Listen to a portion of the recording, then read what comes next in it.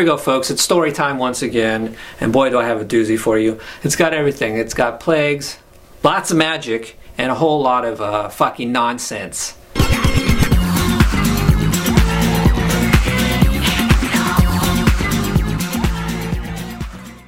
Hey, Mo and Aaron, come here. This is what we're gonna do. We got this Pharaoh fuck over here. I'm just gonna call him the Pharaoh. I won't name his real name, but we just call him the Pharaoh. Anyways, he won't let my chosen people go. So this is what we're gonna do. We're gonna go over there. We're gonna scare the shit out of him. Well, okay, this is what we tell him. You tell him that my wrath's coming. I'm gonna do all this stuff, and then you tell him that, right?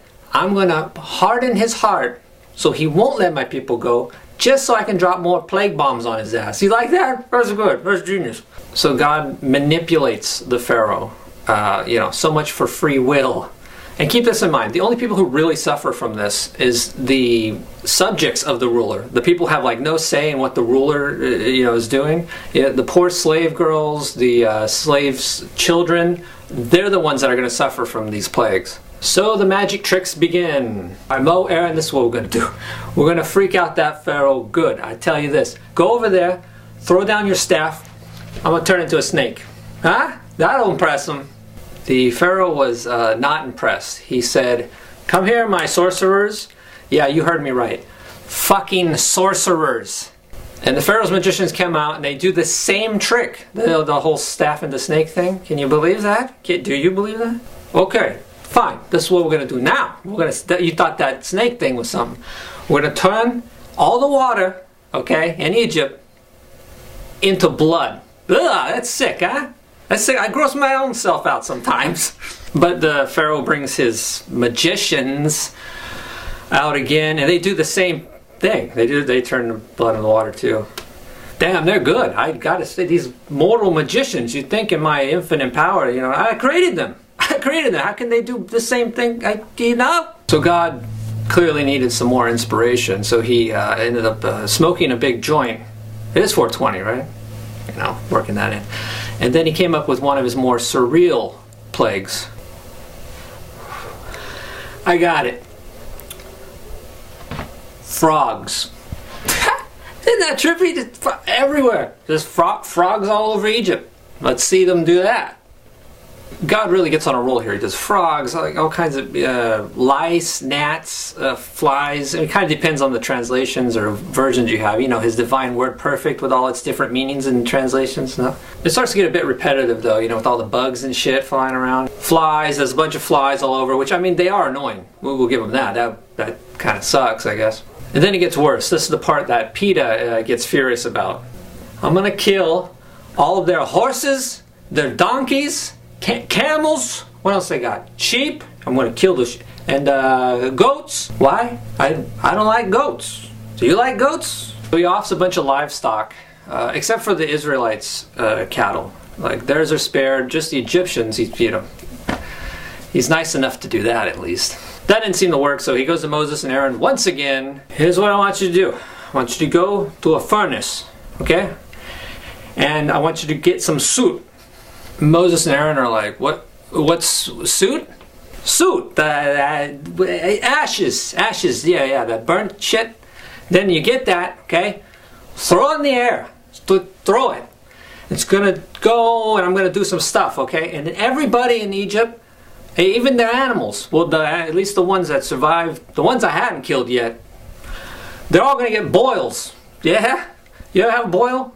I had a boil on my ass. It was like they're probably thinking, do we need this stuff? Can't you just materialize the boils? Do we have to do...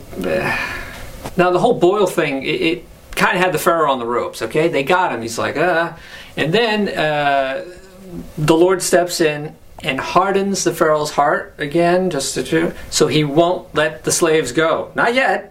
Can someone say sadist? What an asshole. Can't he just manipulate him, use his Jedi mind tricks to have him free the slaves? He's already manipulating him. Why not just do that? And just keeps getting more and more sick. So then he does like hail or some storms, and it fucks up a bunch of barley crops. Rain, bitch!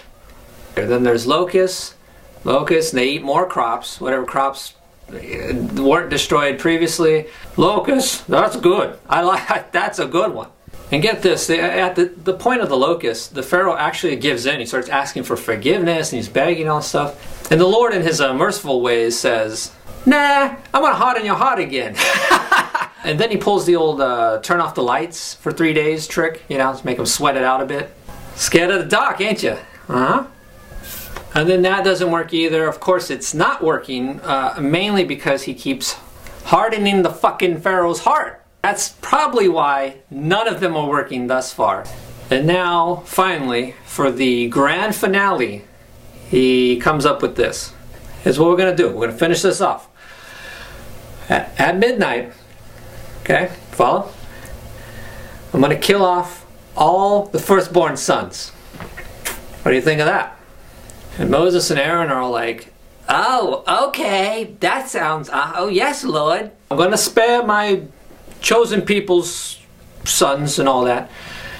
But here's what they got to do, or else I'm not going to do it. They got to go, first they got to go get some lambs, kill them, get the blood, mark the doors. They got to mark the, I'm not going to know, it's dark. I'm going to be out there at midnight. How am I going to, you think I can look through walls? Infinite power, looking through walls? So if they didn't mark one of their doors, he might accidentally kill one of his chosen people, you know, oops. Hey, I make mistakes too. I ain't perfect.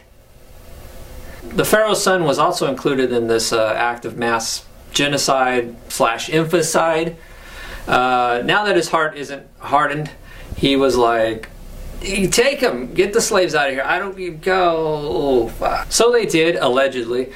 600,000 men, plus women and children, you can estimate, who knows, 1 million something. They all left. Of course, there's no record of this, even though Egypt, that time, they were writing stuff down, things that were noteworthy, like, oh, hey, plagues. Oh, yeah, our whole army got swallowed up in the ocean. Archaeologists find zero evidence that there was ever this massive slave deal, or that there was even an exodus. They find evidence to the contrary of where the Israelites maybe originated. Sensible minds just chalk this up as another case of mythology. Now these are the people that dig and find and research and base their views on tangible, findable facts. What does the other side say in argument? Well, it was written in the Bible, so therefore, I don't have to explain myself to you. And fair enough, they don't. They don't need to explain it to me. Mainly because they can't even explain it to their fucking selves. Could I have done something in the beginning to stop this? Sure. I'll give you that. Sure. Could I have gone back and not have them even become slaves? Sure. I could have done that. Could have. In hindsight, could I have gone all the way back and before the flood until, you know, made people good so that I didn't have to, you know, flood them all and drown them? Could have done that as well. Okay? I'll give you that too. Okay? Fine. Fine. Could I even have gone back to the garden and before I created it, made sure that there wasn't going to be sin? I should, you know, because I would have known that ahead of time. I could have. I could have done that. I could have done that. Why didn't I do that?